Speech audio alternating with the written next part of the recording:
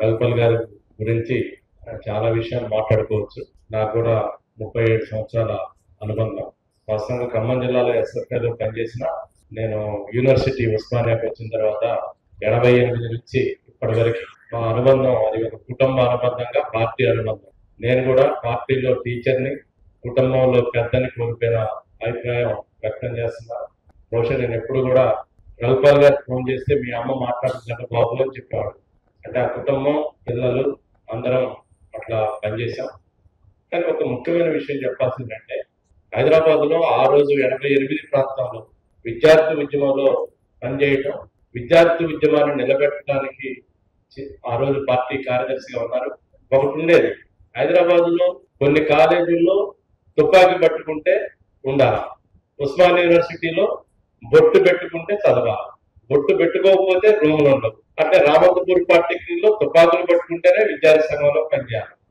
అంటే ఇలాంటి ఒక విపత్కరమైనటువంటి ప్రతిరోజు థ్రెట్స్, భయంకరమైన పరిస్థితులలో విద్యార్థి రంగం కార్యకర్తల్ని నిలబెట్టడానికి ఆ రోజు పార్టీ కార్యదర్శిగా, పార్టీ కమిటీగా ఒక మంచి విశ్వాసాన్ని కల్పించారు.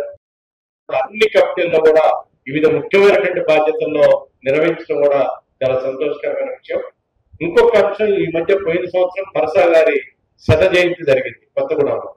దానికి బాధ్యతతోటి జనగామ నుంచి ఎండల్లో కూడా వచ్చారు. చాలా మంది ఒక్కరు 2 రోజులు జరిగితే అందరూ మాట్లాడగా ఒక లంచ్ టైంలో సాయిబాబు పరసా గారి గురించి చాలా విషయాలు వచ్చి చర్చకి, కానీ ఒక ముఖ్యమైన అంశం ఎక్కడో మిస్ అవుతున్నట్టుంది, అంటే మీరే మాట్లాడాలని అన్నాను. అంటే ఏమిటనంటే వర్గ సంకర విధానం నుంచి వర్గ పోరాట పందాకి ఆ టైంలో రావటం, సంస్కరణవాదం నుంచి మిలిటెన్సీ రావటం అనేటువంటి ఒక ముఖ్యమైన అంశాన్ని, అంటే ఆయన ఎప్పుడు మాట్లాడినా వర్గ దృక్పథం, వర్గ పోరాట పంద, ఈ అంశాలు నిత్యం కంటిన్యూగా వస్తుంటాయి.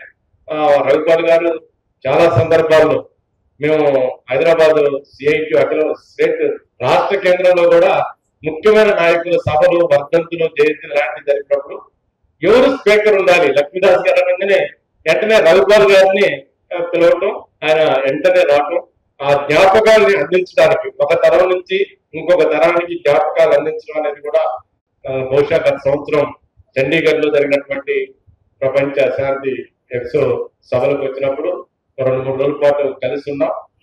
ఒకరోజు నేను షాపింగ్కి వెళ్ళాలి బాబు వస్తావా అంటే భారతి గారు అందరం కలిసి వెళ్ళాం. ఏమంటారా అని చూశారు షాపింగ్ అంటే.